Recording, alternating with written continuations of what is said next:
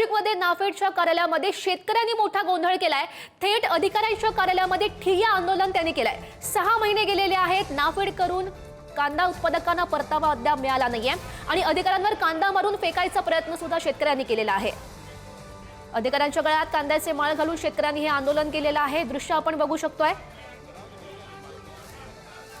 नाशिकमध्ये हा प्रकार घडलाय। नाशिकमध्ये नाफेडच्या कार्यालयामध्ये शेतकऱ्यांनी हा मोठा गोंधळ केला। ठिय्या आंदोलन अधिकाऱ्यांच्या थेट कार्यालयामध्ये शेतकऱ्यांनी केला, त्याची ही दृश्य आपण बघतोय। अनेक शेतकरी जमलेले आहेत। 6 महिने उलटून गेलेले होते। नाफेड कडून कांदा उत्पादकांना परतावा अद्याप प्राप्त झाला नाहीये आणि त्यामुळे जे शेतकरी आहेत ते आक्रमक झालेले आहेत।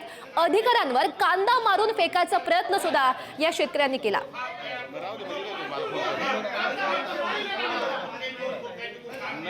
या सगळ्या घटनेविषयी अधिकची माहिती जाणून घेऊयात। आमचे प्रतिनिधी किरण ताजणे सध्या आपल्या सोबत आहेत। किरण, नेमकं काय घडतंय तिथे?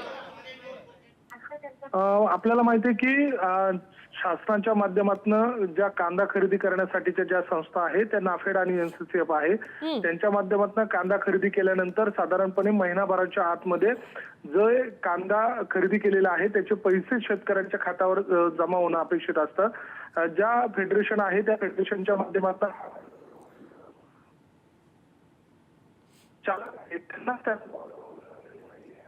बरं, नक्कीच किरण, धन्यवाद दिलेल्या या सगळ्या सविस्तर माहितीसाठी। हे दृश्य आपण बघू शकतोय। शेतकरी जमलेले आहेत, त्यांच्याकडून ठिय्या आंदोलन केलं जात आहे।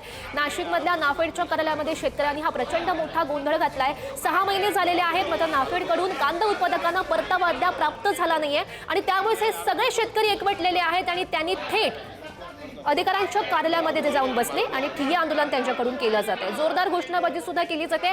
काही शेतकऱ्यांनी तर कांदे उचलून थेट अधिकाऱ्यांवर सुद्धा फेकल्याचं समजतंय। नाही